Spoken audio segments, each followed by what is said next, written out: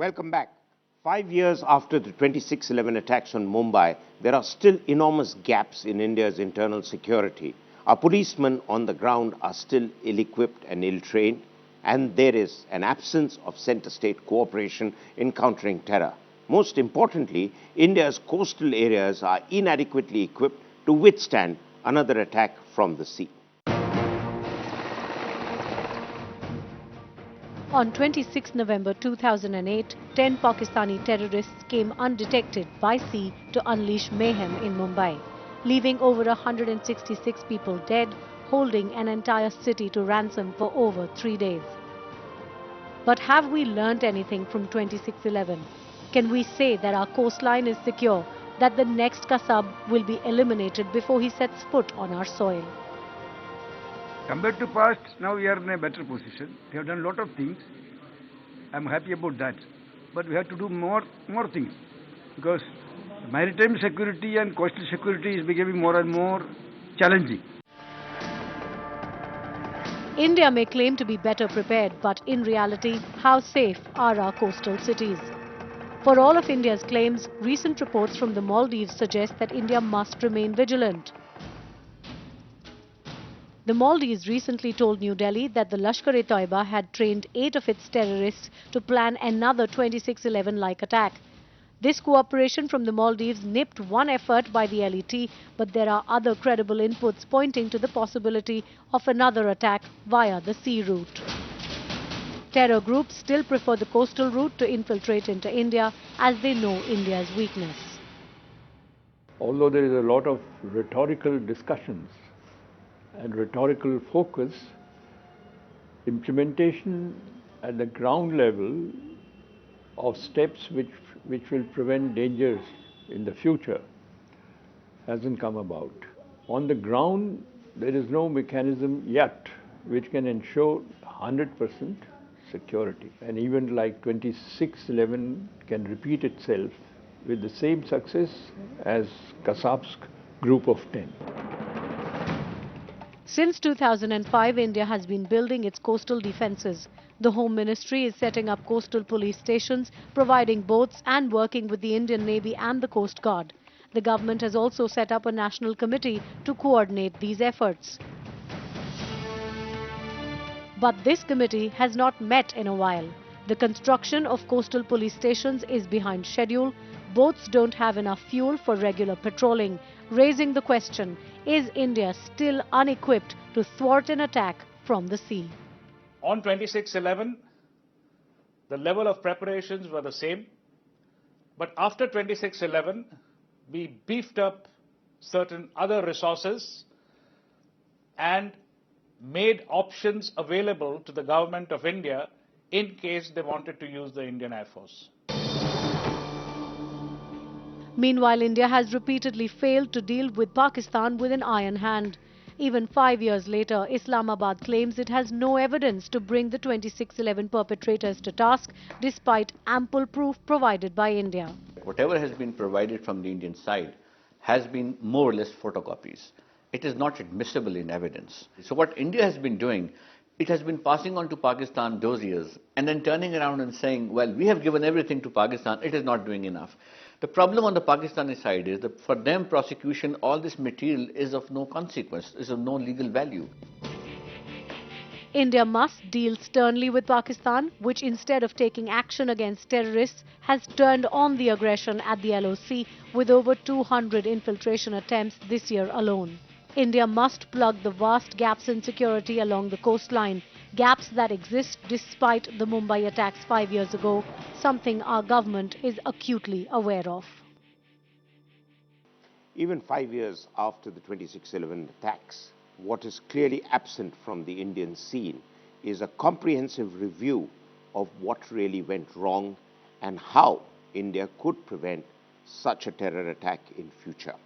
Joining us from IISS in London is Mr. Rahul Roy Chaudhary, who is the author of India's Maritime Security. Rahul, my first question. Several weaknesses were highlighted in the Indian system following the 26/11 attacks. Which of these were the most glaring deficiencies? To me, the most glaring deficiency was the vulnerability of India's coast.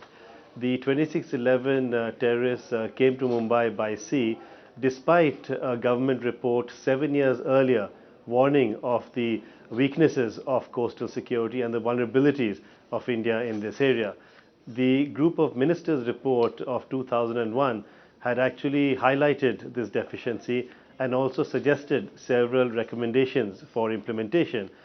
Some of these were implemented in part, most were not implemented at all.